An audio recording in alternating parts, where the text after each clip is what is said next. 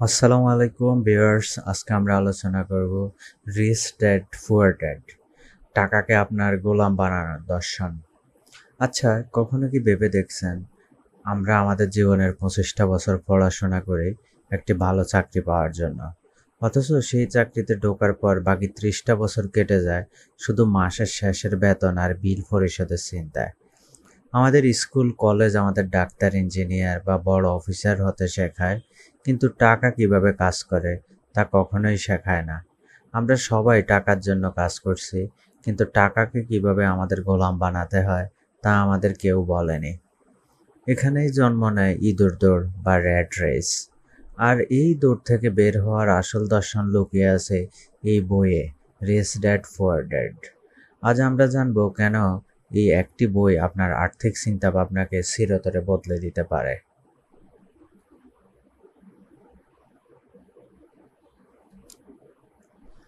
বইটির মূল দর্শন: সম্পদ বনাম দায়। সাধারণ মানুষ মনে করে নিজের বাড়ি বা গাড়ি হলো সবচাইতে বড় সম্পদ। বইয়ের দর্শন হলো কিওসাকি এই ধারণাকে ভেঙে দিয়েছেন। সম্পদ তাই যা আপনার পকেটে টাকা নিয়ে আসে, যেমন ইনভেস্টমেন্ট, স্টক, রিয়েল এস্টেট। আর দায় হলো তা যা আপনার পকেট থেকে টাকা বের করে নেয়, যেমন দামি ফোন, লাক্সারি গাড়ি, যে বাড়ির পেছনে শুধুই খরচ হয়। ধনীরা সম্পদ কেনে আর মধ্যবিত্তরা দায় কিনে সেটাকে সম্পদ মনে করে। ইঁদুর দৌড় বা র্যাট রেসের পাদ: মানুষ যত বেশি আয় করে তার খরচ তত বাড়ে। বেতন বাড়লে মানুষ আরো বড় গাড়ি বা বড় ফ্ল্যাট কেনে, ফলে সে আরো বেশি ঋণী হয়ে পড়ে এবং চাকরি হারানোর ভয়ে সারা জীবন সেই একই বৃত্তে ঘুরপাক খায়। এই মানসিক দাসত্ব থেকে মুক্তির উপায় বইটিতে দেখানো হয়েছে। আর্থিক জ্ঞান: আপনি কত টাকা আয় করলেন তা বড় বিষয় না, দিন শেষে কত টাকা ধরে রাখতে পারলেন এবং সেই টাকাকে দিয়ে আরও কত টাকা খাটাতে পারলেন সেটাই হলো আসল। বইয়ের 6টি প্রধান শিক্ষা: ধনীরা টাকার জন্য কাজ করে না, the rich don't work for money. মধ্যবিত্ত দরিদ্ররা ভয় এবং লোভের কারণে টাকার পেছনে ছোটে। তারা ভাবেন বেশি টাকা আয় করলে সব সমস্যার সমাধান হবে, কিন্তু আর্থিক জ্ঞান না থাকায় তারা আরও বেশি খরচের ফাঁদে পড়ে। অন্যদিকে ধনীরা এমন সিস্টেম বা সম্পদ তৈরি করে যা তাদের জন্য টাকা তৈরি করে, অর্থাৎ ধনীরা টাকাকে নিজের গোলাম বানায়, যা আরেকটা টাকা বানায়। আর্থিক শিক্ষার প্রয়োজনীয়তা: সমাজে শুধু টাকা আয় করাটাই শেখানো হয়, কিন্তু তা ধরে রাখা শেখানো হয় না। এই টপিকের মূল দর্শন হলো সম্পদ এবং দায়ের মধ্যকার পার্থক্য বোঝা। সম্পদ আপনার পকেটে টাকা আনে, আর দায় আপনার পকেট থেকে টাকা কেড়ে নেয়। ধনীরা আজীবন সম্পদ জমায়, আর সাধারণ মানুষ দায় কিনে সেটাকে সম্পদ ভেবে ভুল করে। নিজের ব্যবসার দিকে নজর দেন। এখানে নিজের ব্যবসা বলতে চাকরি ছেড়ে দেওয়া বোঝানো হয়নি। এর অর্থ হলো চাকরির পাশাপাশি নিজের একটি অ্যাসেট পোর্টফোলিও বা সম্পদের ভিত্তি গড়ে তোলা। আপনার চাকরি আপনার বসকে ধনী বানায়, কিন্তু আপনার জমানো সম্পদ যেমন স্টক, বন্ড বা রিয়েল এস্টেট আপনাকে স্বাবলম্বী করে। ট্যাক্সের ইতিহাস এবং কর্পোরেশন ক্ষমতা: কিওসাকি দেখিয়েছেন কিভাবে ধনীরা আইন ও কর্পোরেশন সুবিধা নিয়ে ট্যাক্স বাঁচায়। সাধারণ মানুষ আগে আয় করে, তারপর ট্যাক্স দেয়, তারপর যা থাকে তা দিয়ে সংসার চালায়। আর ধনীরা কর্পোরেশনের মাধ্যমে আগে আয় করে, সব খরচ করে এবং সবশেষে অবশিষ্ট টাকার উপর ট্যাক্স দেয়। ধনীরা টাকা আবিষ্কার করে। বাস্তব পৃথিবীতে শুধু মেধা বা জিপিএ দিয়ে সবকিছু হয় না, সাহস বা গাটস লাগে। ধনীরা সুযোগের জন্য বসে থাকে না, তারা সুযোগ তৈরি করে বা টাকা আবিষ্কার করে। আর্থিক বুদ্ধিমত্তা থাকলে যে কোনো মন্দা বা খারাপ পরিস্থিতি থেকেও বড় রকমের আয়ের সুযোগ বের করে নেওয়া সম্ভব। শেখার জন্য কাজ করুন, টাকার জন্য না।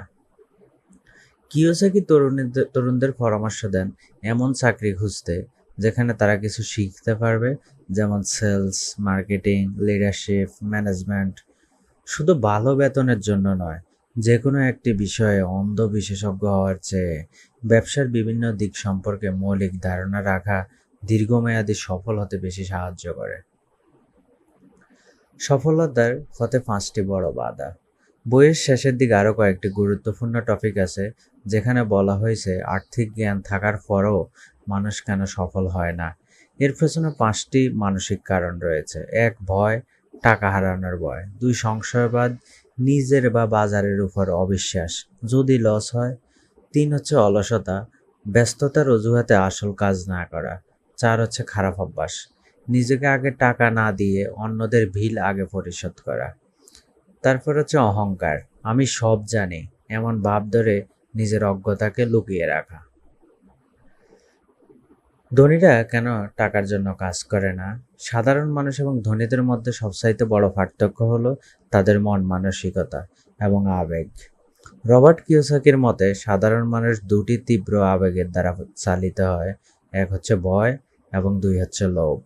বেতন বাড়লে এই ভয় আর লোভের স্কেলও বাড়ে, ফলে তারা আরও বেশি খরচের ফাঁদে পড়ে যায় এবং সারা জীবন সেই একই বেতনের বৃত্তে বন্দী হয়ে যায়। একেই বলে ইঁদুর দৌড়। ভয়ের ফাঁদ, মানুষ ভয় পায় যদি চাকরিটা চলে যায়, যদি বিল দিতে না পারে। এই ভয় থেকে বাঁচতে তারা একটা নিরাপদ চাকরি খোঁজে এবং মাসের শেষে বেতনের আশায় হাড় ভাঙা খাটুনি ঘাটে। লোভের ফাঁদ, যখন তারা বেতন পায়, লোভ বা ইচ্ছা তাদের তাড়া করে। এবার একটা নতুন ফোন কিনি, একটা ভালো রেস্টুরেন্টে খাই, একটা গাড়ি বা ফ্ল্যাট কিনি, ইএমআইতে নেই। অন দ্য আদার হ্যান্ড, ধনীরা কী করে? ধনীরা টাকার পেছনে দৌড়ায় না, তারা তাদের সময় এবং মেধা এমন জায়গায় খাটায় যা পরবর্তীতে একটি টাকা তৈরির মেশিন বা সিস্টেম হয়ে দাঁড়ায়। ধনী ব্যক্তিটি যখন ঘুমাচ্ছে বা ঘুরছে, তখন সেই সিস্টেম তার জন্য টাকা তৈরি করছে। অর্থাৎ সাধারণ মানুষ টাকার গোলাম হয়ে কাজ করে, আর ধনীরা টাকাকে নিজের গোলাম বানিয়ে কাজ করায়। কিভাবে এটি নিজের ব্যক্তিগত জীবনে কাজে লাগাবো? দর্শকদের বোঝাতে হবে যে টাকার জন্য কাজ না করা মানে কালকে চাকরি ছেড়ে দেওয়া নয়। এর আসল অর্থ হলো নিজের উপার্জনের ধরন এবং মানসিকতা বদলে ফেলা। অ্যাক্টিভ ইনকাম দিয়ে প্যাসিভ ইনকাম তৈরি করা। সাধারণ মানুষের ভুল, চাকরি বা ফ্রিল্যান্সিং থেকে আয় বাড়লে তার লাইফস্টাইল আপগ্রেড করে ফেলে, দামি বাইক বা ফোন কেনা। করণীয় হচ্ছে চাকরি বজায় রেখে আয়ের একটি অংশ সরিয়ে এমন কোথাও খাটাতে হবে যা পরে নিজে নিজেই আয় দেবে। বাস্তব উদাহরণ, মনে করুন রনি নামে একজন ভদ্রলোক এবং আকাশ নামে আরেকজন লোক মাসে 50,000 টাকা আয় করে। রনি তার আয়ের টাকা জমিয়ে কিস্তিতে একটি লাখ টাকার আইফোন কিনলো। এখানে রনি টাকার জন্য খাটলো এবং টাকাটা একবারে হাওয়া হয়ে গেল। অন্যদিকে আকাশ তার আয়ের একটা অংশ জমিয়ে ঢাকা স্টক এক্সচেঞ্জে ভালো ডিভিডেন্ড দেওয়া কোম্পানির শেয়ার কিনলো, অথবা বিশ্বস্ত কোনো পার্টনারশিপ ব্যবসায় খাটালো, কিংবা এমন একটি ডিজিটাল প্রজেক্ট যেমন একটি ওয়েবসাইট বা ইউটিউব চ্যানেল দাঁড় করালো যা থেকে ভবিষ্যতে স্বয়ংক্রিয় আয় আসবে। আকাশ এখানে টাকার জন্য খাটেনি, টাকাকে খাটিয়েছে। আর রনি, সে টাকার জন্য খাটছে। কিভাবে আমরা আমাদের ব্যক্তিগত জীবনে এই জিনিসগুলা কাজে লাগাবো? টাকা যেমন সম্পদের উৎস তৈরি করা। বাস্তব উদাহরণ, আপনি যদি একজন গ্রাফিক ডিজাইনার হন, আপনার একটি ক্লায়েন্টের লোগো ডিজাইন করে দিলেন এবং একবার টাকা পাইলেন। এটা হলো টাকার জন্য কাজ করা। ধনী মানসিকতা হচ্ছে আপনি যদি ক্লায়েন্টের কাজের পাশাপাশি নিজের তৈরি করা চমৎকার কিছু ডিজাইন বা টেমপ্লেট কোনো অনলাইন মার্কেট যেমন ফ্রিফিক বা শাটার স্টকে আপলোড করে রাখেন, যা বছরের পর বছর মানুষ ডাউনলোড করবে আর আপনি রয়্যালটি পাবেন। সেটি হলো টাকাকে নিজের জন্য খাটানো। জ্ঞান ও দক্ষতাকে সম্পদে রূপান্তর করা। বাস্তব উদাহরণ, আপনি কোনো নতুন টেকনোলজি বা স্কিল শিখলেন শুধু চাকরিতে প্রমোশন পাওয়ার জন্য নয়, বরং এই উদ্দেশ্যে যে এই স্কিল দিয়ে আপনি নিজের একটা প্রজেক্ট বা কনসালটেন্সি বা সলিউশন তৈরি করবেন যা পরবর্তীতে আপনার চাকরি ছাড়াও আয় এনে দেবে। তারপরে আজ থেকেই শুরু করুন, সিদ্ধান্ত আপনার। তাহলে এই দর্শন থেকে আজ আপনার ব্যক্তিগত জীবনের জন্য শিক্ষা কি? শিক্ষা হলো কালই চাকরি ছেড়ে দেওয়া নয়, বরং আজ থেকে আপনার আয়ের অন্তত 20% এমন জায়গায় ইনভেস্ট করা যা ভবিষ্যতে আপনার হয়ে কাজ করবে। পরের বার যখন কোনো দামি গ্যাজেট বা অপ্রয়োজনীয় জিনিস কিনতে যাবেন, নিজেকে প্রশ্ন করুন, এই জিনিসটা কি আমার পকেটে টাকা আনবে, নাকি আমার সারা জীবন এই দৌড় আটকে রাখবে? সিদ্ধান্ত আপনার। নিজেকে একজন কর্মচারী হিসাবে গড়ে তুলবেন, নাকি নিজের লাইফের ইনভেস্টর বানাবেন? আর্থিক শিক্ষার মূল দর্শন কি? রবার্ট কিওসাকির মতে বাস্তব জীবনে আপনি কত টাকা আয় করলেন তা গুরুত্বপূর্ণ নয়, বরং কত টাকা ধরে রাখতে পারলেন এবং তা কত প্রজন্ম ধরে রাখতে পারলো সেটাই আসল। স্কুল কলেজে আমরা শেখানো হয় কিভাবে টাকার জন্য খাটতে হয়, চাকরি বা পেশা, কিন্তু সেই টাকা পাওয়ার পর তা দিয়ে কি করতে হয় তা শেখানো হয় না। আর্থিক শিক্ষার মূল ভিত্তি দাঁড়িয়ে আছে দুটি শব্দের উপর, একটা হচ্ছে সম্পদ আর একটি হচ্ছে দায়। সম্পদ হচ্ছে যা আপনার পকেটে টাকা নিয়ে আসে, যেমন investment, stock, dividend, real estate, royalty, নিজের ব্যবসা। আর দায় হচ্ছে যা আপনার পকেট থেকে টাকা বের করে নেয়, যেমন ক্রেডিট কার্ডের ঋণ, কিস্তির কেনা দামি ফোন, কার লোন, অতিরিক্ত বিলাসবহুল জীবনযাত্রা ইত্যাদি। ধনীরা আজীবন সম্পদ বাড়াতে থাকে আর সাধারণ মানুষ আজীবন দায় বাড়াতে থাকে। এই হচ্ছে এই বইয়ের আরেকটা মূল শিক্ষা। কিভাবে এটি নিজের ব্যক্তিগত জীবনে প্রয়োগ করবেন? যেমন, আর্থিক শিক্ষা কোনো কঠিন অ্যাকাউন্টিং বা গণিত নয়, এটি হলো টাকার সাথে নিজের আচরণের পরিবর্তন করা। নিচে একটি বাস্তব জীবনের উদাহরণ দেওয়া হলো, যেমন ইনকাম স্টেটমেন্ট বনাম ব্যালেন্স শিট বোঝা, টাকার গতিপথ ঠিক করা। সাধারণ মানুষের জীবন দরিদ্র মধ্যবিত্ত মানসিকতা। চাকরি থেকে বেতন পায়, সেই টাকা সরাসরি বাড়ি ভাড়া, দামি গ্যাজেট আর ইএমআই এর পেছনে চলে যায়। ব্যালেন্স শিটের অ্যাসেট কলামটা খালিই থেকে যায়। আর্থিক জ্ঞানসম্পন্ন মানুষের জীবনের ধনী মানসিকতা যেটা করে, চাকরি বা ব্যবসা থেকে আয় করে, আসার পর তার সবার আগে সেই টাকার একটা বড় অংশ অ্যাসেট কলামে, যেমন শেয়ার বাজার, সঞ্চয়পত্র বা ব্যবসা পাঠিয়ে দেয়। এরপর সেই অ্যাসেট থেকে যে লাভ বা ডিভিডেন্ড আসে তা দিয়ে তারা তাদের শখ বা দায় পূরণ করে। প্রথম আয়ের টাকা দিয়ে আইফোন নাকি শেয়ার? বাস্তব উদাহরণ, ধরুন আপনার একজন তরুণ ফ্রিল্যান্সার বা নতুন চাকরিজীবী, তিনি বোনাস বা প্রথম প্রজেক্ট থেকে 1 লক্ষ টাকা পেলেন। এখানে আর্থিক শিক্ষা না থাকলে তিনি ভাববেন আমার একটা আইফোন কেনা দরকার, সমাজে স্ট্যাটাস বাড়বে। তিনি 1 লক্ষ টাকা দিয়ে ফোন কিনে ফেললেন। এটি একটি দায়, লায়াবিলিটি, কারণ শোরুম থেকে বের করার পরের দিনে এর দাম 20% কমে যাবে এবং এটি তাকে কোনো নতুন টাকা এনে দেবে না। আর্থিক শিক্ষা থাকলে তিনি সে 1 লাখ টাকা দিয়ে ঢাকা স্টক এক্সচেঞ্জে ভালো ট্র্যাক রেকর্ড এবং নিয়মিত ডিভিডেন্ড দেয় এমন কয়েকটি ব্লু চিপ কোম্পানির শেয়ার কিনে রাখলেন, এবং শেয়ারগুলো প্রতি বছর তাকে লভ্যাংশ দেয় এবং দীর্ঘমেয়াদী মূলধন বৃদ্ধি পাবে। এটি একটি সম্পদ। তিনি আইফোন তখনই কিনবেন যখন তার এই ইনভেস্টমেন্ট থেকে আসা প্রফিটের টাকা দিয়ে আইফোনের দাম শোধ করা যায়। তবে বলে রাখা ভালো, যারা স্টক মার্কেটে কেনাকাটা করতে পারবেন না তাদের জন্য হচ্ছে যেমন পারিবারিক সঞ্চয়পত্র কেনা, এটাই সবচাইতে বেটার, কারণ রিস্ক ম্যানেজমেন্ট করা সবার কাজ না। এখানে উদাহরণটা পারিবারিক সঞ্চয়পত্রের দেওয়া হলে ভালো হতো। যেমন সেখানে কি হতো, যেমন একজন লোক 1 লাখ টাকা দিয়ে একটা পারিবারিক সঞ্চয়পত্র ক্রয় করলেন, তো উনি প্রতি মাসে 900 টাকার মতো পাবেন। প্রতি মাসে যদি 900 টাকা হয়, 1 বছর হচ্ছে আপনার অলমোস্ট 9-12 1,08,000 টাকার মতো বা এরকম। তো এই 1,08,000 টাকা ওনার, আরে সরি, 10,800 টাকা, 10,800 টাকা হতো। তো 1 লাখ টাকায় তিনি 10,800 টাকা পেতেন। তো তিনি যদি এরকম 10টা 1 লাখ টাকা জমাতেন, তাহলে কিন্তু তিনি 1 বছরে 1 লাখ টাকা পেতেন, যা দিয়ে তিনি একটা আইফোন কিনে ফেলতে পারতেন। ব্যাপারটা এরকম। তারপরে লটারি জিতে রাতারাতি কোটিপতি বনে যাওয়া মানুষগুলো কেন কয়েক বছর পর আবার আগের চেয়ে দরিদ্র হয়ে যায় জানেন? কারণটা হচ্ছে তাদের কাছে টাকা ছিল কিন্তু আর্থিক শিক্ষা ছিল না। টাকা আয় করাটা একটা স্কিল, কিন্তু টাকা ধরে রাখা এবং তাকে বহুগুণ করাটা আরেকটা আর্ট বা দর্শন বা আরেকটা স্কিল। আজ থেকে আপনার লাইফস্টাইল একটু বদলে ফেলুন। যখন পকেটে টাকা আসবে, সেটা খরচ করার আগে নিজেকে একটা প্রশ্ন করুন, আমি কি কোনো সম্পদ কিনছি নাকি নতুন করে কোনো দায় বা লায়াবিলিটি নিজের গাড়ায় নিচ্ছি? এই একটা প্রশ্নেই আপনাকে ইঁদুর দৌড় থেকে মুক্তি করাতে পারে।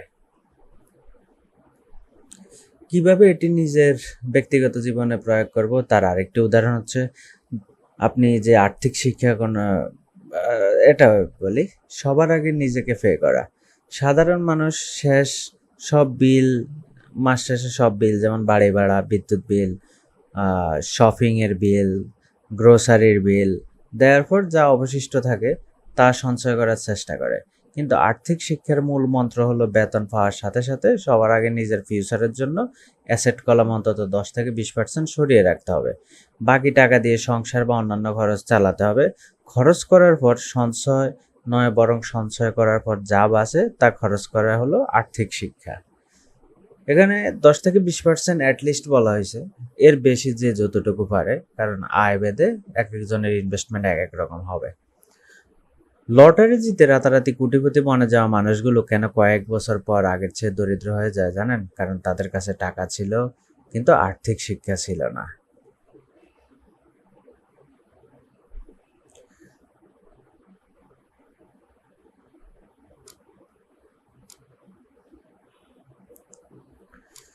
তারপর হচ্ছে নিজের ব্যবসার দিকে নজর দিন।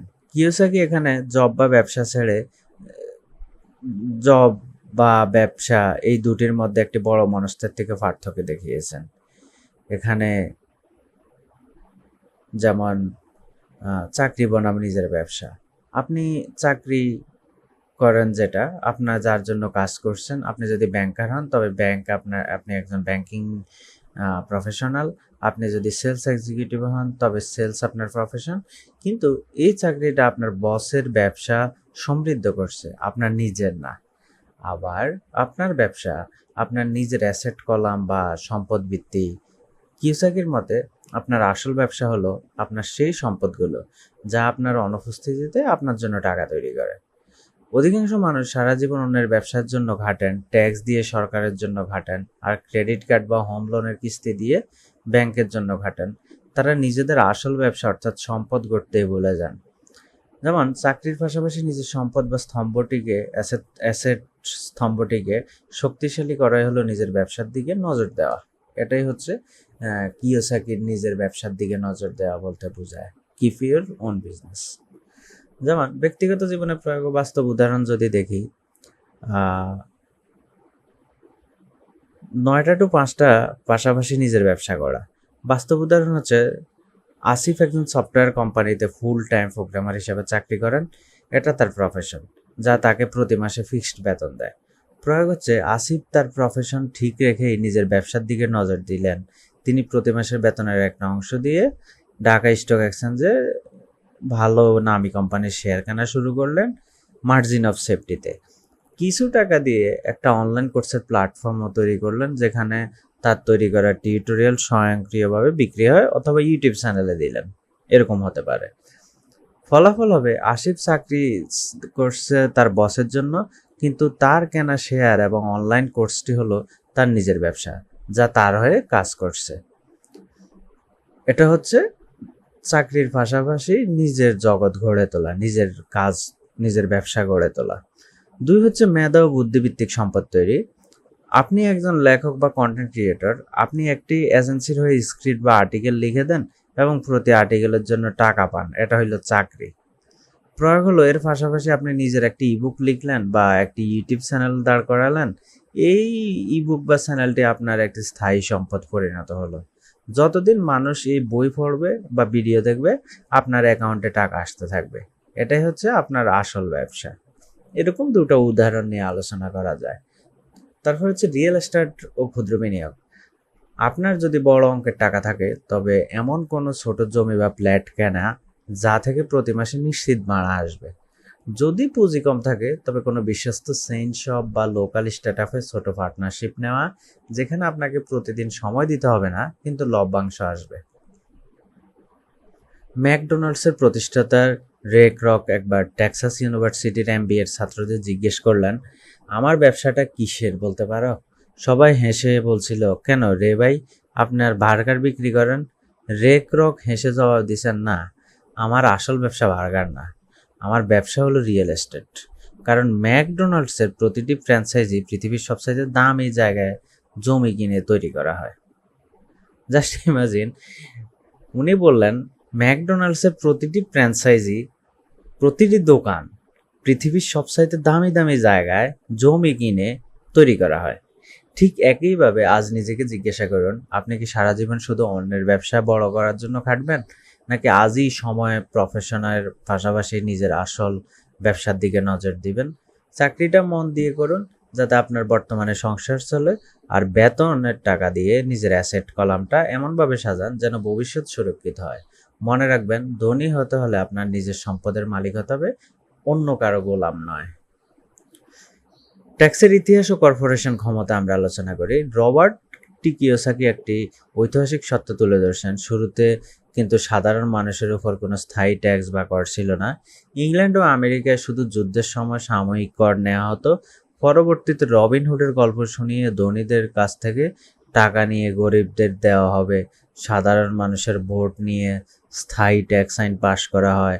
কিন্তু মজার ব্যাপার হলো, ট্যাক্স ব্যবস্থা চালু হওয়ার পর ধনীরা তাদের বুদ্ধি খাটিয়ে ট্যাক্স দেওয়া থেকে বেঁচে যাওয়ার পর পথ বের করে ফেলে। আর সেই ম্যাজিক টুলটার নাম হলো কর্পোরেশন বা কোম্পানি বা লিমিটেড কোম্পানি।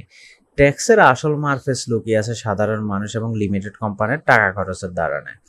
যেমন সাধারণ মানুষ স্যালারি পায়, তারপরে স্যালারির উপর কর দেয়, তারপরে বাকি টাকার উপর তিনি কি করে খরচ করতে পারে বা ইনভেস্ট করতে পারে। অন্যদিকে কর্পোরেট বা ধনীরা কি করে, কর্পোরেট বা কোম্পানিগুলো কি করে, প্রথমে আপনার আয় করে, সেলস করার মাধ্যমে আয় করে, তারপরে সকল খরচ বাদ দেয়, তারপরে যেই টাকাটা মুনাফা হয় সেই টাকার উপরে ট্যাক্স দেয়। অর্থাৎ আয়ের পর থেকে যাবতীয় খরচ বাদ দেওয়ার পরে ট্যাক্স দেয়। আর অন্যদিকে সাধারণ কর্মচারী বা গরিবরা কি করে, আয় যা করে তার উপরে কর দেয়, তারপর অবশিষ্ট অর্থ ব্যয় করতে পারে। এটাই হচ্ছে ট্যাক্সের ক্ষমতা। ব্যক্তিগত জীবনে প্রয়োগ। ট্যাক্সের সুবিধা, আপনার ট্যাক্স ফাঁকি দেওয়া নয়, ট্যাক্সের প্রয়োগ মানে ট্যাক্স ফাঁকি দেওয়া নয়, বরং আইনসম্মতভাবে ট্যাক্সের সুবিধা নেওয়া। একজন সাধারণ মানুষ যখন একটি আইনি সত্তা বা কোম্পানি গঠন করে কাজ করে, তখন তার আর্থিক ক্ষমতা বহুগুণ বেড়ে যায়। যেমন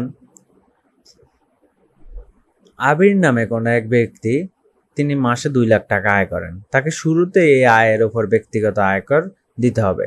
ট্যাক্স দেওয়ার পর বাকি টাকা দিয়ে তিনি কাজের জন্য ল্যাপটপ, ইন্টারনেট বিল এবং যাতায়াত খরচ মেটাবেন।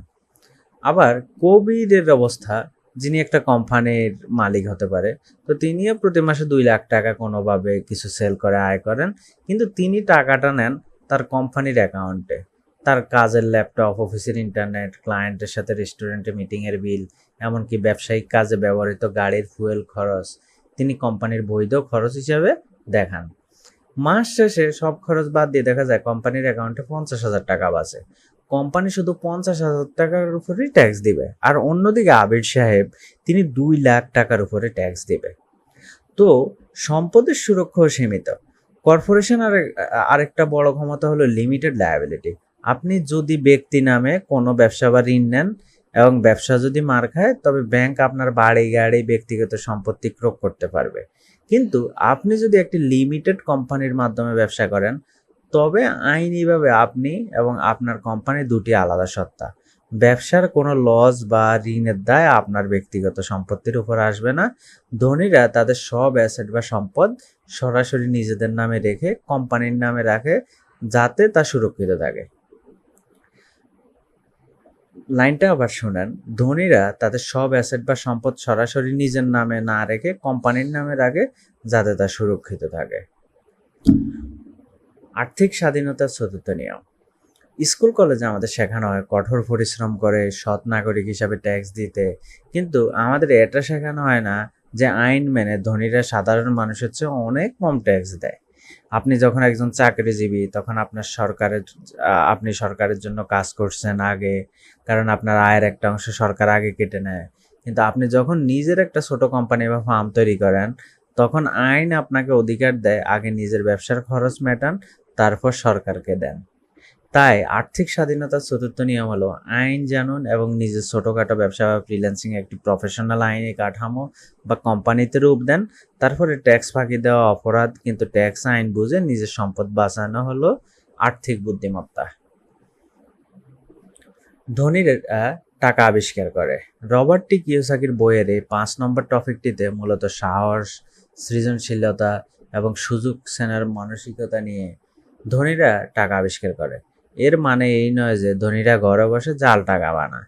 এর আসল অর্থ হলো ধনীরা এমন সব সুযোগ বা সম্ভাবনা দেখতে পায় যা সাধারণ মানুষ চোখে পড়ে না, এবং তারা নিজেদের বুদ্ধিমত্তা দিয়ে শূন্য থেকে আয়ের উৎস বা ভ্যালু তৈরি করে। দর্শনের দর্শকদের জন্য এই ধারণা গভীর ব্যাখ্যা হলো এরকম, যেমন বাস্তব উদাহরণের প্রয়োগ দেখা হলো। সাহসটা হচ্ছে বাস্তব পৃথিবীতে শুধু একাডেমিক জিপিএ বা মুখস্থ বিদ্যা দিয়ে বড় কিছু করা যায় না। কিওসাকির মতে বাস্তব জীবনে যে জিনিসটা সবচেয়ে বেশি প্রয়োজন হয় তা হলো সাহস এবং আর্থিক বুদ্ধিমত্তা। সাধারণ মানুষের মানসিকতা, সাধারণ মানুষের সবসময় একটা নিরাপদ এবং তৈরি করা হচ্ছে সুযোগের জন্য বসে থাকা, যেমন ভালো একটা সার্কুলার হবে, তারা ইন্টারভিউ দেবে, তারপর চাকরি পাবে, অর্থাৎ তারা সুযোগের অপেক্ষায় থাকে।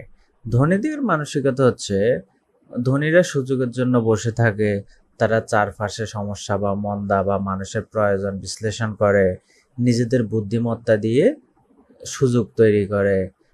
তারা একটা ভাঙ্গা বা লোকসানি প্রজেক্টের ভেতর থেকে লাভের পথ বের করে নিতে পারে। কিওসাকির ভাষায় এটাই হলো টাকা আবিষ্কারের যন্ত্র, বা এটাই হলো টাকা আবিষ্কার। তারপরে টাকা আবিষ্কার করার 3টি বাস্তব উপায়। টাকা আবিষ্কারের জন্য বিপুল পুঁজির প্রয়োজন হয় না, প্রয়োজন হয় আর্থিক শোক। দর্শক, কিভাবে এটি তাদের জীবনে খাটাবেন তার 3টি বাস্তব উদাহরণ ও প্রয়োগ দেওয়া হলো। অন্যের সমস্যার সমাধান করে ব্যবসা তৈরি করা। পরিস্থিতি, ধরুন আপনি আপনার এলাকা বা শহরের একটি নির্দিষ্ট কেমিক্যালের বা ভালো অর্গানিক খাবারের খুব অভাব। সাধারণ মানুষ আফসোস করবে, দূর, এদেশে ভালো জিনিস পাওয়া যায় না।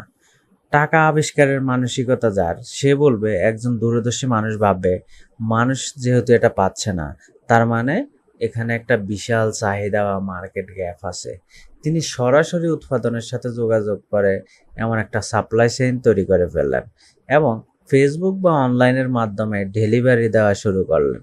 তিনি কিন্তু কোনো ব্যাংক থেকে কোটি টাকা লোন নেননি, তিনি মানুষের সমস্যাকে পুঁজিতে রূপান্তর করে টাকা আবিষ্কার করলেন।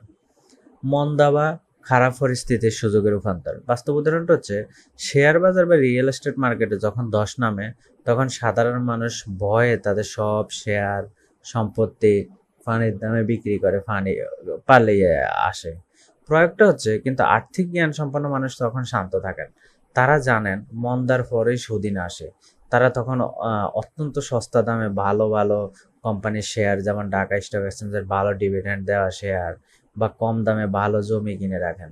কয়েক বছর পর যখন বাজার আবার চাঙ্গা হয়, তখন তাদের সেই ছোট বিনিয়োগ কয়েক গুণ হয়ে যায়, আর তারা মন্দার বাজার থেকে টাকা আবিষ্কার করে নেন। তারপর হচ্ছে ডিজিটাল অ্যাসেট ও কন্টেন্ট তৈরি, শূন্য পুঁজির ম্যাজিক। বাস্তব উদাহরণ হচ্ছে, আপনি একটা ইউটিউব ভিডিও চ্যানেলে ভিডিও আপলোড করছেন, আর ওটা যদি দর্শকপ্রিয় হয়, ওটা যদি নির্দিষ্ট ক্রাইটেরিয়া ফুলফিল করে, তাহলে ওটা আপনাকে টাকা এনে দিতে পারবে। প্রয়োগ হচ্ছে, আপনার পকেটে হয়তো আজ লাখ টাকা নেই, কিন্তু আপনার মাথায় একটা আইডিয়া আছে, একটা স্ক্রিপ্ট আছে। আপনি নিজের মেধা খাটালেন, ভিডিওটা বানালেন এবং ইউটিউবে আপলোড করলেন। এই ভিডিওটা যখন হাজার হাজার মানুষ দেখবে, তখন গুগলের অ্যাডসেন্স বা স্পন্সরশিপ থেকে আপনার আয় হবে। আপনি শূন্য থেকে শুধু মেধা ও সময় দিয়ে একটি স্থায়ী সম্পদ বা টাকা তৈরির মেশিন আবিষ্কার করে ফেললেন। সুযোগ আবিষ্কার করুন, অপেক্ষা করবেন না। আমরা প্রায় বলি, টাকা ছাড়া টাকা হয় না। আমাদের কাছে যদি 1 লাখ টাকা থাকতো, তাহলে আমি একটা ব্যবসা করতাম। কিন্তু রবার্ট কিওসাকি বলছেন, টাকা আসলে কোনো বাস্তব বস্তু নয়, টাকা হলো একটা আইডিয়া বা চুক্তি। ধনীরা কখনো টাকার অভাবে অজুহাত দেয় না, তারা চারপাশের মানুষের সমস্যাগুলোকে দেখে এবং সেই সমস্যার একটি চমৎকার সমাধান বের করে। আপনি যখন কারো জীবনের একটি বড় সমস্যার সমাধান করে দেবেন, মানুষ সানন্দে আপনাকে টাকা দেবে। তাই আজ থেকে টাকা নেই এই অজুহাত বন্ধ করুন। আপনার চারপাশে সমাজে দেখুন, মানুষের সমস্যাগুলো বুঝুন এবং নিজের মেধা দিয়ে তার সমাধান খুঁজুন। সুযোগটি কেউ আপনার থালায় সাজিয়ে দিয়ে যাবে না, সুযোগ আপনাকে নিজে আবিষ্কার করে নিতে হবে। আর্থিক চোখ তৈরি করুন, চারপাশের সমস্যা ও চাহিদা বিশ্লেষণ করুন, আইডিয়া থেকে মূল্য সৃষ্টি করুন, মেধা ও সময় দিয়ে সম্পদ গড়ুন। তারপর হচ্ছে আজই শুরু করুন। সুযোগের জন্য বসে না থেকে নিজেই সুযোগ তৈরি করে ফেলুন।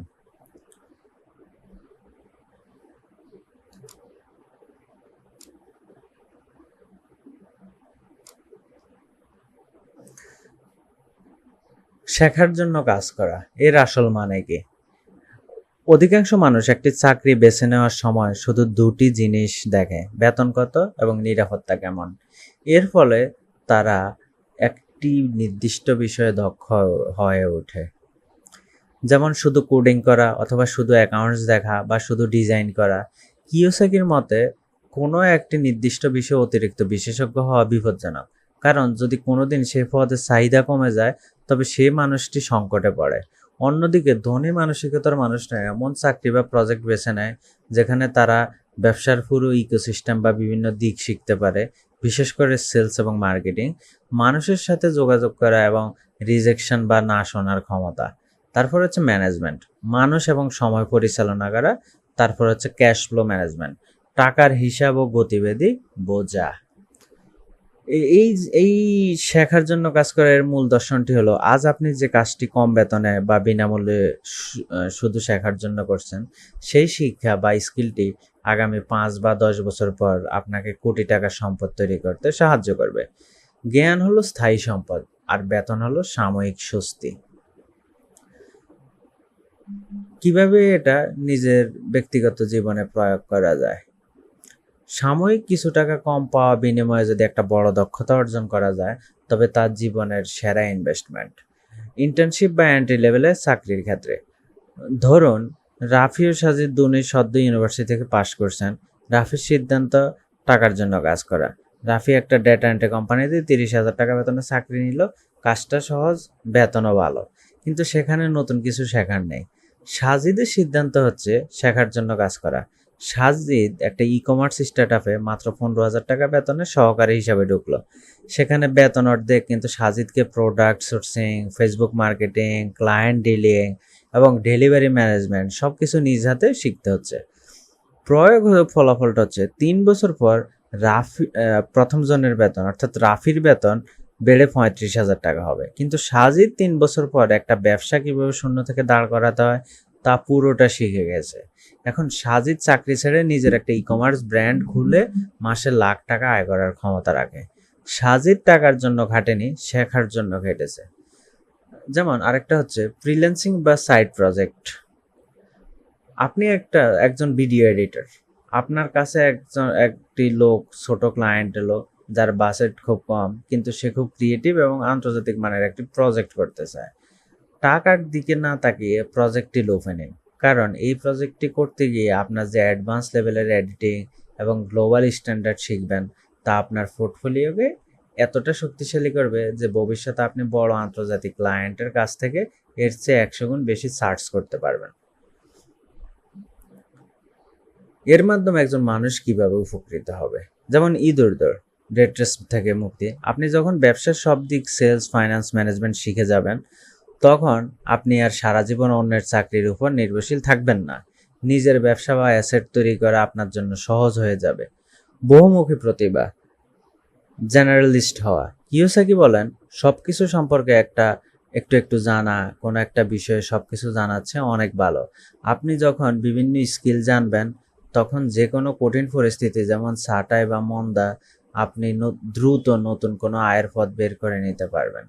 আত্মবিশ্বাস ও লিডারশিপ তৈরি, বিশেষ করে সেলস ও মার্কেটিং শেখার মাধ্যমে মানুষের মনের ভয়, সংকোচ কেটে যায়। যে কোনো আইডিয়া অন্যের কাছে বিক্রি করার ক্ষমতা তৈরি হয়, যা একজন সফল উদ্যোক্তা বা লিডার হওয়ার প্রধান শর্ত। রবার্ট টি কিওসাকি যখন তরুণ ছিলেন, তখন তিনি ভালো বেতনের চাকরি ছেড়ে দিয়ে জেরক্স কোম্পানিতে সেলস পারসন হিসাবে যোগ দিয়েছিলেন। কেন জানেন? কারণ তিনি স্বভাবগতভাবে লাজুক ছিলেন এবং মানুষকে ভয় পেতেন। তিনি জানতেন ব্যবসা করতে হলে সেলস শিখতে হবে। জেরক্স কোম্পানিটিতে তিনি টাকা আয় করতে যাননি, তিনি গিয়েছেন নিজের ভেতরের ভয়টাকে জয় করতে এবং সেলস স্কিলটা শিখতে। তাই আজ আপনার ক্যারিয়ারের শুরুতে নিজেকে জিজ্ঞেস করুন, আপনি যে কাজটি করছেন বা করতে যাচ্ছেন তা আপনাকে শুধু মাস শেষে একটা ফিক্সড বেতন দিচ্ছে, নাকি এমন কোনো স্কিল শেখাচ্ছে যা ভবিষ্যতে আপনার স্বাধীন করবে। সাময়িক বেতনের লোভ ত্যাগ করে দক্ষতার ফ্যাশনে ছুটুন, টাকা আপনার ফ্যাশনে এমনিতেই ছুটবে। রবার্ট টি কিওসাকির রিচ ড্যাড পুয়ার ড্যাড অর্থাৎ দুইজন পিতার গল্প সত্য নাকি রূপক? বইটির মূল আকর্ষণ হলো লেখক দুজন বাবা, একজন পুয়ার ড্যাড দরিদ্র বাবা, একজন রিচ ড্যাড ধনী বাবার গল্প বলেন। Poor Dad Ralph Kiyosaki. রবার্টের নিজের জন্মদাতা বাবা ছিলেন অত্যন্ত মেধাবী এবং উচ্চশিক্ষিত। তিনি পিএইচডি করছিলেন এবং মার্কিন যুক্তরাষ্ট্রের হাওয়াই রাজ্যে শিক্ষা প্রদান ছিলেন। সমাজে তার প্রচুর সম্মান ছিল এবং তিনি ভালো বেতনও পেতেন, কিন্তু আর্থিক জ্ঞান না থাকায় তিনি সারা জীবন ঋণের বোঝা বয়ে বেড়ান এবং মৃত্যুর সময় প্রায় শূন্য হাতে কিছু ভিলো ঋণ রেখে যান। রবার্ট তাকেই পুয়ার ড্যাড বলে ডেকেছেন। অন্যদিকে রিচ ড্যাড, মাইকের বাবা, রবার্টের ধনী বাবা কিন্তু তার নিজের বাবা ছিলেন না। তিনি ছিলেন রবার্টের ছোটবেলা বন্ধু মাইকের বাবা। এই মানুষটি স্কুল গণ্ডি পার হতে পারেননি, 13 বছর বয়সে পড়াশোনা ছেড়ে দেন, কিন্তু তার ছিল প্রখর আর্থিক বুদ্ধিমত্তা। তিনি ছোটখাটো ব্যবসা বা রিয়েল এস্টেট বিনিয়োগ করে একসময় হাওয়াই দ্বীপের অন্যতম শীর্ষ ধনী ব্যক্তিতে পরিণত হন। রবার্টকে মাত্র 9 বছর বয়স থেকে তিনি টাকার আসল খেলা শেখাতে শুরু করেন। রবার্ট কিওসাকির নিজের জীবনের আসল লড়াই। বই লিখে বিখ্যাত হওয়ার আগে রবার্টকে নিজে অনেক বড় কঠিন পথ পাড়ি দিতে হয়েছে। তিনি তার ধনী বাবার শিক্ষা কিভাবে নিজের জীবনে পরীক্ষা করছিলেন তা জানলে দর্শকরা অবাক হবেন। ভিয়েতনাম যুদ্ধ জেরক্স। রবার্ট কিওসাকি মার্কিন নৌবাহিনীতে একজন হেলিকপ্টার গানশিপ ও পাইলট হিসাবে ভিয়েতনাম যুদ্ধে অংশ নেন। যুদ্ধ থেকে ফিরে তিনি চাইলেন একটি ভালো সরকার বা এভিয়েশনে চাকরি করতে পারতেন, কিন্তু ধনী বাবার পরামর্শে তিনি যোগ দেন জেরক্স কোম্পানিতে একজন সাধারণ সেলস পারসন হিসাবে। পেছনের কারণ হচ্ছে রবার্ট স্বভাবগতভাবে অত্যন্ত লাজুক ছিলেন এবং মানুষের মুখে না শুনতে ভয় পেতেন। ধনী বাবা বলছিলেন, যে মানুষ সেলস ও মার্কেটিং পারে না সে কখনো বড় উদ্যোক্তা হতে পারে না। রবার্ট সেখানেই টাকার জন্য যাননি, নিজের ভয় ভাঙতে গিয়েছিলেন। একসময় তিনি সেই কোম্পানির সেরা সেলস পারসন হন। প্রথম ব্যবসা ও দেউলিয়া। 1977 সালে তিনি চাকরি ছেড়ে নিজের ব্যবসা শুরু করেন। তিনি বাজারে নিয়ে আসেন নাইলন এবং ভেলক্রো দিয়ে তৈরি বিশেষ ধরনের ওয়ালেট। ব্যবসাটি শুরুতে দারুণ সফল হলেও পরবর্তীতে সঠিক ম্যানেজমেন্টের অভাবে মার খায়। রবার্ট সম্পূর্ণ দেউলিয়া হয়ে যান এবং $1 মিলিয়ন ঋণের সাগরে ডুবে যান। গাড়ি ও রাস্তায় রাত কাটানো। 1985 সালের দিকে রবার্টের জীবনের সবচাইতে কঠিন সময় আসে, যখন তার সাথে ছিলেন তার স্ত্রী কিম কিওসাকি। তাদের কাছে থাকার মতো কোনো ঘর ছিল না, পকেটে টাকা ছিল না। রবার্ট ও কিম প্রায় 3 সপ্তাহ একটি পুরনো গাড়ির পেছনে এবং মানুষের আশ্রয়ে রাত কাটিয়েছেন। দর্শন হচ্ছে, এই অবস্থায় রবার্ট চাইলে আবারও কোনো 9 to 5 চাকরি নিতে পারতেন, কিন্তু তারা দুজনে প্রতিজ্ঞা করছিলেন তারা ইঁদুর দৌড়ে ফিরবেন না। তারা তাদের আর্থিক বুদ্ধিমত্তা খাটিয়ে নতুন শিক্ষার ব্যবসা বা রিয়েল এস্টেট পোর্টফোলিও গড়ে তোলার কাজ চালিয়ে যান। ঘুরে দাঁড়ানো এবং রিচ ড্যাড সাম্রাজ্য। 1994 সালের মধ্যে মাত্র 47 বছর বয়সে রবার্ট এবং তার স্ত্রী কিম সম্পূর্ণ আর্থিকভাবে স্বাধীন হন। অর্থাৎ তারা কাজ না করলেও তাদের অ্যাসেট থেকে এত টাকা আসতো যে তা দিয়ে রাজকীয়ভাবে চলতে পারত। এরপর 1997 সালে নিজের 50তম জন্মদিনে রবার্ট কিওসাকি নিজের জীবনের এই শিক্ষাগুলো নিয়ে নিজে টাকা খরচ করে মাত্র 1000 কপি বই ছাপিয়েছিলেন, যার নাম রিচ ড্যাড পুয়ার ড্যাড। শুরুতে কোনো বড় প্রকাশনী এই বইটি ছাপাতে রাজি হয়নি, কিন্তু মানুষের মুখে ওয়ার্ড অফ মাউথ বইটির কথা ছড়াতে ছড়াতে এটি নিউ ইয়র্ক টাইমের বেস্ট সেলার তালিকায় টানা 6 বছর রাজত্ব করে। আজ পর্যন্ত এই বইটি পৃথিবীর 109টি দেশে 51টি ভাষায় 4 কোটির বেশি কপি বিক্রি হয়েছে। 109টি দেশে বিক্রি করে, বিশ্বের 109টি দেশে 51 ভাষায় অনুদিত হয় এবং 4 কোটি কপি বিক্রি হয়। 6 বছর বেস্ট সেলার থাকে নিউ ইয়র্ক টাইমসে। বন্ধুরা, রবার্ট কিওসাকি যখন এই বইটি লেখেন তখন বড় প্রকাশনী তাকে বলছিল, আপনি যা লিখছেন তা সম্পূর্ণ ভুল, ধনীরা এভাবে কাজ করে না। কিন্তু রবার্ট দমে যায়নি, কারণ তিনি এই সূত্রগুলো কোনো শীততাপ নিয়ন্ত্রিত ঘরে বসে থিওরি আকারে লেখেননি। তিনি নিজের জীবনে দেউলিয়া হয়ে রাস্তায় রাত কাটিয়ে টাকার আসল রূপ দেখে তারপর লিখছেন। যে মানুষটি একসময় গাড়িতে ফ্যাশনের রাত কাটাতেন, আজ তিনি 1000 কোটি টাকার রিয়েল এস্টেট ও বিজনেস সাম্রাজ্যের মালিক। তার এই ফ্যাশনের গল্প আমাদের শেখায়, পরিস্থিতি যতই কঠিন হোক না কেন, যদি আপনার আর্থিক বুদ্ধিমত্তা ঠিক থাকে তবে আপনি শূন্য থেকে হীরের পাহাড় গড়তে পারেন। রবার্ট কিওসাকির দর্শনের প্রধান সমালোচনা যদি আলোচনা করি, কাল্পনিক চরিত্র, তথ্যের সত্যতা। বইটিতে অন্যতম বড় সমালোচনা হলো এর মূল চরিত্র রিচ ড্যাড এবং ধনী বাবাকে নিয়ে। অনেক সাংবাদিক ও গবেষক হাওয়াই দ্বীপে এমন কোনো বড় ধনকুবেরের অস্তিত্ব খুঁজে পাননি যিনি কিওসাকির বর্ণনা অনুযায়ী হুবহু মিলে যান। সমালোচকদের মতে রিচ ড্যাড বা কোনো বাস্তব ব্যক্তি নন, বরং বইয়ের মূল থিওরিগুলোকে বোঝানোর জন্য কিওসাকির তৈরি করা একটি কাল্পনিক রূপক চরিত্র। লেখক নিজেও পরবর্তী সময়ে এক সাক্ষাৎকারে স্বীকার করছিলেন যে রিচ ড্যাড চরিত্রটি কয়েকজন মানুষের সংমিশ্রণে হতে পারে। তারপর হচ্ছে উচ্চ ঝুঁকিপূর্ণ অবাস্তব পরামর্শ। কিওসাকি বইয়ে ঋণ, ডেট নিয়ে রিয়েল এস্টেট বা সম্পদ কেনার উপর খুব বেশি জোর দিয়েছেন। তিনি ঋণকে ভালো ঋণ এবং খারাপ ঋণ হিসাবে ভাগ করছেন। সমালোচনা হচ্ছে আর্থিক বিশেষজ্ঞরা মনে করেন সাধারণ মানুষের জন্য ব্যাংক থেকে বিপুল ঋণ নিয়ে প্রপার্টিতে ইনভেস্ট করা অত্যন্ত ঝুঁকিপূর্ণ, কারণ বাজার যদি কোনো কারণে ধসে পড়ে, যেমন 2008 সালের গ্লোবাল রিসেশনে, তবে সেই ঋণের বোঝা মানুষকে দেউলিয়া করে দেবে। তিনি ঝুঁকি ব্যবস্থাপনা, রিস্ক ম্যানেজমেন্টের চেয়ে আগ্রাসী বিনিয়োগীকে বেশি উৎসাহিত করছেন। তারপর হচ্ছে প্রথাগত শিক্ষার অতিরিক্ত অবমূল্যায়ন। বই জুড়ে কিওসাকি প্রাতিষ্ঠানিক শিক্ষা ব্যবস্থা, স্কুল, কলেজ এবং জিপিএকে তীব্রভাবে আক্রমণ করেছেন এবং চাকরিজীবীদেরকে এক প্রকার দাস বা ইঁদুর দৌড়ের বন্দী হিসাবে দেখিয়েছেন। সমালোচনা হলো, সমালোচকদের মতে সবার পক্ষে উদ্যোক্তা বা ইনভেস্টর হওয়া সম্ভব নয় এবং একটি সুস্থ সমাজ পরিচালনার জন্য ভালো ডাক্তার, ইঞ্জিনিয়ার, শিক্ষক, গবেষকের প্রয়োজন। প্রাতিষ্ঠানিক শিক্ষা আর্থিক স্বাধীনতা না দিলেও জীবনের একটি মৌলিক ভিত্তি তৈরি করে, যা কিওসাকি কিছুটা এড়িয়ে গেছেন। আইন এবং ট্যাক্স সংক্রান্ত জটিলতা। কিওসাকি কর্পোরেশন বা লিমিটেড কোম্পানি গঠন করে ট্যাক্স বাঁচানোর যে চমৎকার উপায় দেখিয়েছেন, তা আমেরিকার আইন অনুযায়ী আংশিক সত্য হলেও পৃথিবীর সব দেশে, যেমন বাংলাদেশে বা অন্যান্য উন্নয়নশীল দেশে, কর ব্যবস্থার সাথে হুবহু মেলে না। অনেক সময় সাধারণ মানুষ সঠিক ট্যাক্স আইন না বুঝে এসব করতে গেলে আইনি গেড়াগলা পড়ে যেতে পারে। তারপর হচ্ছে পরবর্তী জীবনের বিতর্কিত কর্মকাণ্ড। বইয়ের বাইরে রবার্ট কিওসাকির নিজের বর্তমান ইমেজ নিয়ে অনেক সমালোচনা আছে। তার কোম্পানি রিচ গ্লোবাল এলএলসি 2012 সালে দেউলিয়া বা ব্যাংক্রাফট ঘোষণা করা হয়েছিল একটি আইনি জরিমানার টাকা পরিশোধ এড়াতে। এছাড়া তার ফিড সেমিনারে বা রিজিটেড সেমিনারের কোর্সগুলোর ফি এত বেশি যে অনেকেই একে টাকা হাতিয়ে নেওয়ার ফাঁদ বলে সমালোচনা করেন। তবে মুদ্রা যেমন দুটি ফিট থাকে, তেমনি রবার্ট কিওসাকির এ দর্শনের একটা অন্ধকার দিক আছে, যা আমাদের জানা উচিত। অনেক অর্থনীতিবিদ মনে করেন কিওসাকির বইয়ের দেওয়া অনেক পরামর্শ বাস্তব পৃথিবীতে সাধারণ মানুষের জন্য অত্যন্ত ঝুঁকিপূর্ণ। তিনি যেভাবে প্রাতিষ্ঠানিক শিক্ষাকে প্রায় অকেজো বলে দাবি করছেন, তা সবার জন্য প্রযোজ্য নাও হতে পারে।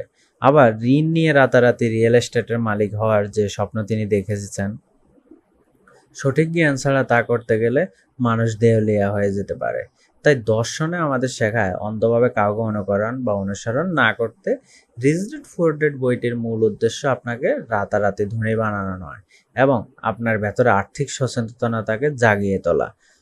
তার অন্ধভক্ত না হয়ে তার ইতিবাচক আইডিয়াগুলো গ্রহণ করা এবং ঝুঁকিগুলো এড়িয়ে চলা হবে আসল বুদ্ধিমত্তা। দর্শক, নিচ থেকে যদি বলি, ঝুঁকি এক একজনের কাছে এক এক রকম। কারো কাছে ঝুঁকিটা ছোট হতে পারে, কারো কাছে ঝুঁকিটা বড় হতে পারে, অথচ ঝুঁকিটা একই সমান। তো রবার্ট কিওসাকির মতে ঝুঁকিটা কম হতে পারে, কিন্তু আমার মতে বেশি হতে পারে, আরেকজনের মতে আরেকটু বেশি হতে পারে। তাই দিন শেষে নিজের বুদ্ধিমত্তা থেকে বেছে নিতে হবে অ্যাকচুয়ালি কি করা উচিত। নিজের জায়গা থেকে ডিসিশন নেওয়াটা বেটার। কাউকে কখনো অন্ধ অনুকরণ বা অনুসরণ বা কারো পরামর্শে কোনো ধরনের কিছু করা, এটা কখনোই ঠিক নয়। একটি নীরব পরাজয় এবং সন্তানের দীর্ঘশ্বাস। পুয়ার ড্যাডের নীরব লড়াই। বইটির পাতায় পাতায় যে দরিদ্র বাবার কথা বলা হয়েছে, তিনি কিন্তু কোনো অলস বা খারাপ মানুষ ছিলেন না। তিনি ছিলেন একজন অত্যন্ত সৎ, কঠোর পরিশ্রমী এবং আদর্শবান শিক্ষক, যিনি সমাজকে আলো দিতে নিজের জীবন বিলিয়ে দিয়েছিলেন।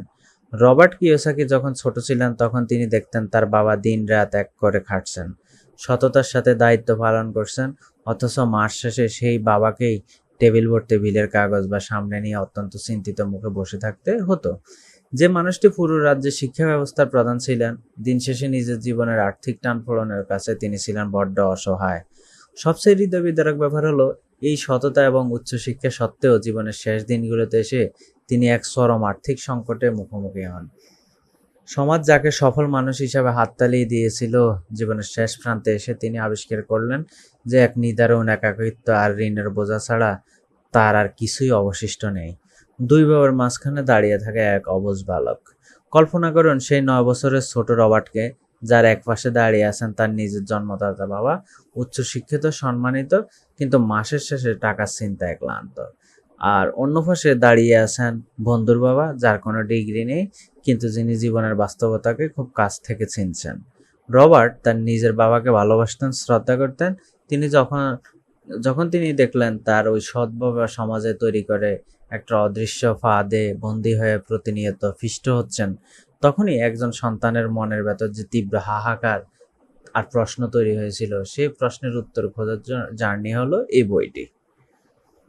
বইটির আসল হার্ট টাচিং দর্শনটা হচ্ছে এরকম: এই বইটি আমাদের শেখায় আমাদের বাবা মায়েরা আমাদের জন্য যে হাড় ভাঙা খাটুনি খাটান তা কতটা পবিত্র, কিন্তু একই সাথে এটি আমাদের চোখ খুলে দেয় যে শুধু ভালো মানুষ হওয়া বা অন্ধের মতো কঠোর পরিশ্রম করাই জীবনকে সুরক্ষিত করার জন্য যথেষ্ট নয়। সঠিক জ্ঞানের অভাবে কিভাবে একটা চমৎকার জীবনেও সিস্টেমের বেড়াজালে বন্দী হয়ে হারিয়ে যেতে পারে, এই বইটি আমাদের সেই নির্মম সত্যের মুখোমুখি দাঁড় করায়। এটি কোনো টাকা জমানোর গাইড নয়, এটি হলো একটি সন্তানের তরফ থেকে তার বাবার মতো কোটি কোটি মধ্যবিত্ত মানুষের এই নীরব লড়াইকে চিরতরে বদলে দেওয়ার একটি আকুল প্রচেষ্টা। বন্ধুরা, আমরা যখন ছোট থাকি আমাদের বাবাদের আমাদের কাছে পৃথিবীর সবচেয়ে শক্তিশালী মানুষ মনে হয়। আমরা ভাবি বাবা পাশে থাকলে পৃথিবীর কোনো ঝড় আমাদের ছুঁতে পারবে না, কিন্তু একটু বড় হতেই আমাদের বাবার চোখের কোণে লুকিয়ে থাকা সেই ক্লান্তি আর কপালে চিন্তার ভাঁজগুলো দেখতে পাই। আমরা বুঝতে পারি যে মানুষটা আমাদের স্বপ্ন পূরণ করছে, সে নিজেই একটা অদৃশ্য খাঁচায় বন্দী। রবার্ট কিওসাকি তার বাবাকে বাঁচাতে পারেননি, তার বাবা জীবনের শেষ পর্যন্ত সেই ইঁদুর দৌড় থেকে মুক্ত হতে পারেননি, কিন্তু এই বইটির মাধ্যমে রবার্ট আজ আমাকে, আপনাকে, পৃথিবীর কোটি কোটি সন্তানকে সুযোগ করে দিয়েছেন, যেন আমরা আমাদের বাবাদের সেই নীরব কষ্টের পুনরাবৃত্তি নিজেদের জীবনে না করি। এই বইটি পড়ার আসল কারণ ধনী হওয়া নয়, আসল কারণ হলো নিজের পরিবারকে একটি সুরক্ষিত এবং স্বাধীন আকাশ উপহার দেওয়া। ধন্যবাদ দর্শক, এতক্ষণ সাথে থাকার জন্য। কেমন হয়েছে অবশ্যই কমেন্ট করে জানাবেন। যদি ভালো লাগে লাইক দিবেন। আপনার কমেন্ট ও লাইক আমাদেরকে অনুপ্রাণিত করে আরেকটি ভিডিও তৈরি করতে। তো আজকের জন্য এখানেই শেষ, দেখা হবে আরেক পর্বে।